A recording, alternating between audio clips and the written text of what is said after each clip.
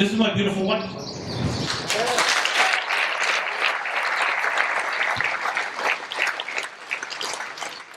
And you know, it's not good, but I'm going to let her share a few minutes of her part.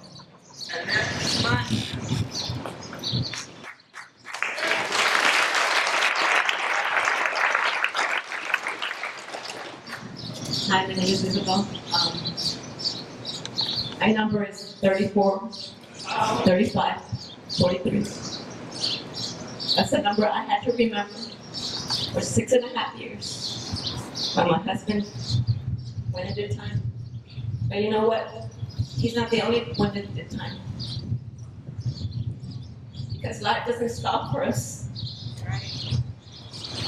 We don't go and get better. We have to deal with what you all leave us with.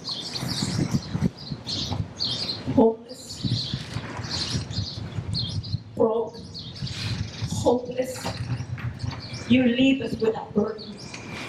And not just that, you leave us with our children. To have to explain to my 4-year-old daughter that daddy's not gonna come home. And her crying, she's every single night. And it had only been a week. How do I tell her? How do I tell my 4-year-old daughter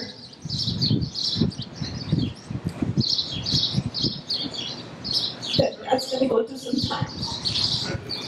It was very hard for me and my children.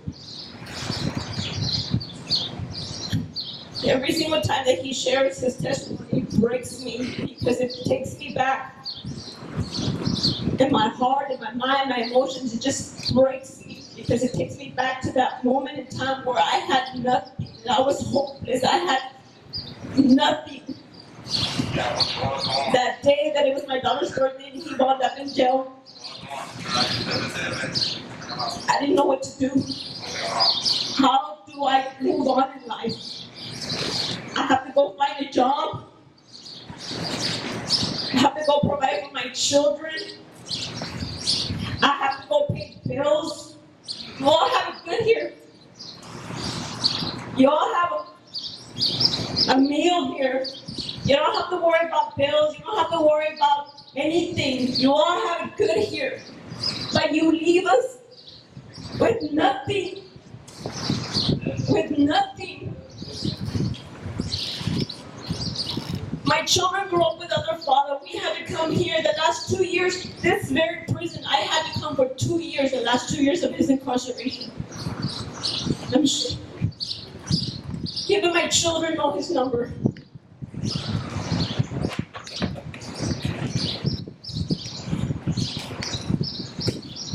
Two years I had to come every week in here. And we would leave broken because we couldn't take daddy home. Every single time we'd come visit, we'd leave empty.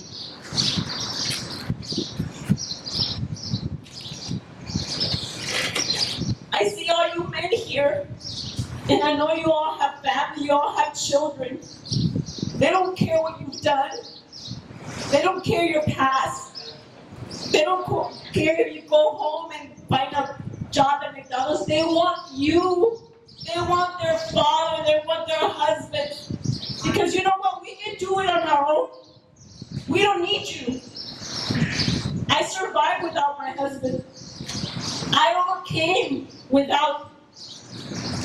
I was able to overcome. I was able to pull my children through school and provide for them. See, we don't need you. We want you. Yes. We want you to take responsibility as a father, as a husband, as a leader, and lead us into righteousness, not evil. I already had that in my life. When my husband came home 14 years ago, it was hard. It was hard adjusting. Me and my children had it hard. But you know what? He stepped up to the plate. And he didn't just tell me, I'm going to change. He didn't just tell me, I'm going to do this, I'm going to do that. He made it happen. He showed me by his actions. And I come in here, and every time we come to the prison, I just look at my husband and I'm very proud of my husband.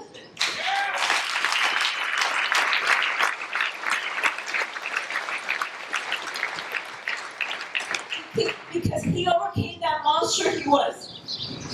That monster, he looked at himself in the mirror. I knew who he was. And that was a lot of hurt and pain. But you know what? He overcame that. And I see him, and we're coming in here, and it just makes me proud. My children are now growing up. My 6-month-old is now 20. My 4-year-old is now 24. And we have a 12-year-old also. But you know what? My children love their father now. He made it up not just to me, but to my children. He made it up. It's not too late for you all to go home and make it up to your family. Yes. You can still go home and say, I will be part of my children's life no matter what. And be that man. All we want is you home and make it right. Break that curse. Thank you so much.